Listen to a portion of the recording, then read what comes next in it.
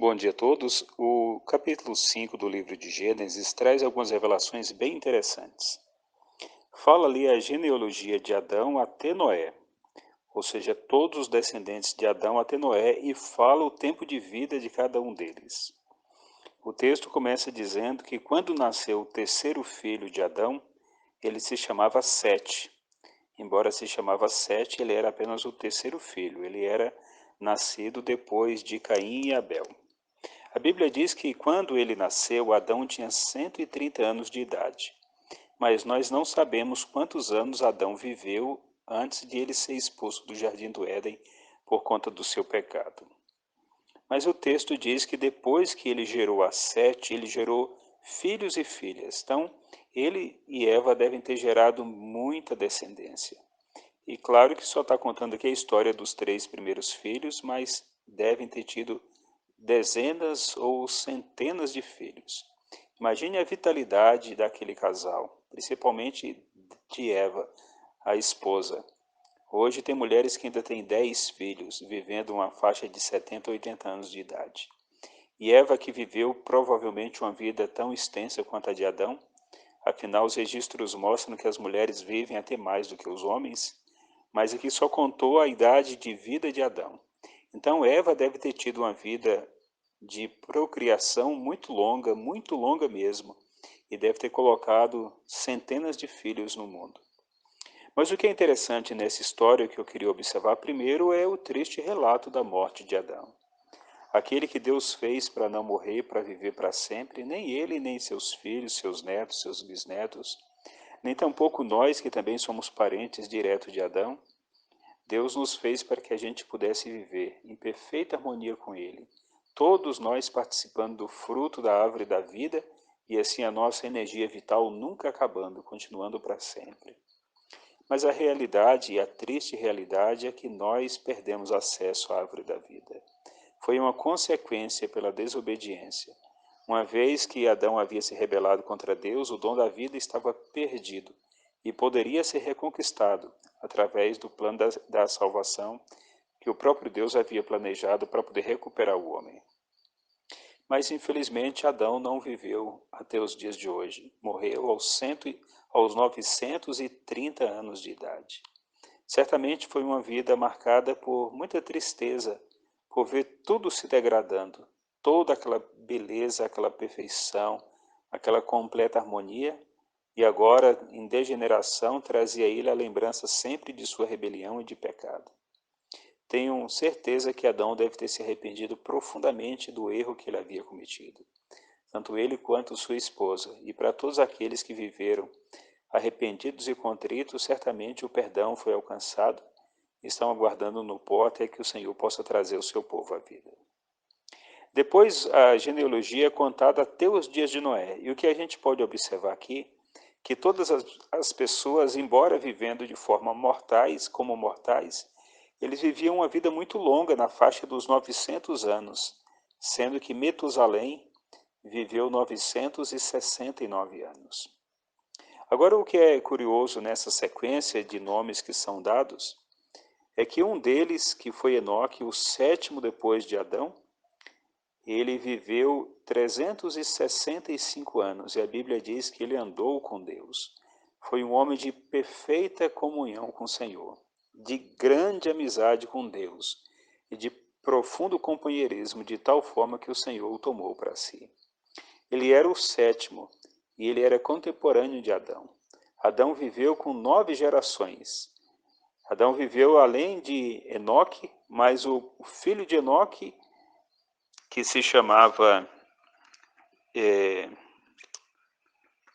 Enoque, depois Metusalém, que era o seu filho, e depois Lameque, que era o seu neto. Ele viveu até Lameque, e curiosamente, Lameque é exatamente o pai de Noé. Quase que Adão e Noé se encontram, mas não foi o caso, ele morreu um pouco antes de Noé nascer. Adão e Enoque conviveram juntos por 308 anos. Então, quanta coisa Enoque deve ter aprendido do próprio Adão. As narrativas do relacionamento dele com Deus, do contato dele direto com o Senhor, Deve ter contado muitas vezes a história de seu pecado e de sua esposa também. Deve ter contado como era viver naquele lar maravilhoso, como a vida era perfeita, sem nenhum tipo de insegurança ou de medo, quando eles viviam totalmente ligados a Deus e recebia constantemente a visita dos anjos do Senhor e do próprio Senhor que vinha conversar com ele. E isto deve ter despertado no coração de Enoque um desejo tão grande de viver essa experiência com o Senhor, que embora não pudesse vê-lo em razão da condição que eles estavam vivendo, não via Deus pessoalmente como Adão via, mas sabia que Deus estava presente tão certamente quanto estava no relacionamento que tivera com Adão antes do pecado deste. E tão profunda foi a ligação de Enoque com Deus, que o Senhor não permitiu que ele caísse sob o poder da morte, diferente de todos os seus antepassados. Ele, pelo contrário, foi levado para o céu vivo, representando todos aqueles que serão transladados no dia da volta do Senhor, aqueles que serão arrebatados para a glória sem ver a morte. Este homem teve um privilégio extraordinário, porém, não podemos esquecer que esse privilégio só foi possível porque aprendeu a depender de Deus e a viver com o Senhor. O avô de Noé se chamava Metusalém e ele foi o grande companheiro de Noé, porque ele só morreu no ano do dilúvio. Ele não se salvou na arca porque ele morreu naquele ano, um pouco antes do dilúvio descer. Metusalém morreu. E Metusalém ainda viveu na companhia de Adão por 187 anos. Então Enoque viveu todos esses 308 anos, Metusalém viveu 187 anos com Adão, e o pai de Noé ainda viveu, aliás, Metusalém viveu na companhia de Adão 243 anos. E Lameque, que é o pai de Noé, viveu 61 anos. E Lameque morreu antes do seu filho Metusalém. Aliás, antes de seu pai Metusalém. Metusalém foi o homem de história mais longa. Então, todo o conhecimento de Deus que Adão teve, ele pôde passar para todas as gerações seguintes, as 9 gerações, até a geração do pai de Noé e do avô de Noé, que viveu mais tempo com Noé do que o próprio pai de Noé. Então, Adão, com essa longa vida, embora tenha pecado, ele transmitiu o temor do Senhor para os seus filhos, seus netos, seus bisnetos por 9 gerações seguidas. O que isso significa é que toda aquela geração que foi condenada à morte pelo dilúvio, que recebeu o castigo de Deus, eles eram de fato indesculpáveis, pois eles tinham o conhecimento de Deus em primeira mão, exatamente de Adão e de Eva, aqueles que eram o pai de todos eles, o antecessor de todos eles, assim como é o nosso também. Hoje nós temos o relato pelas Escrituras, e eles tinham de boca do próprio Adão e de Eva, e assim poderiam certamente ter desenvolvido com Deus o mesmo tipo de relacionamento que Enoque desenvolveu. Se todos tivessem feito essa escolha como Enoque, o mundo teria, mesmo com a marca do pecado, mas sobrevivido àquele tempo do dilúvio, e certamente a vida hoje seria em um nível muito melhor. Mas como a maioria fez a escolha de se rebelar contra o Senhor, indesculpavelmente, pois tinha todo o conhecimento de Deus, terminaram perdendo a graça que havia sido disponibilizada para todos os seres humanos, e aquela geração experimentou o castigo terrível de Deus.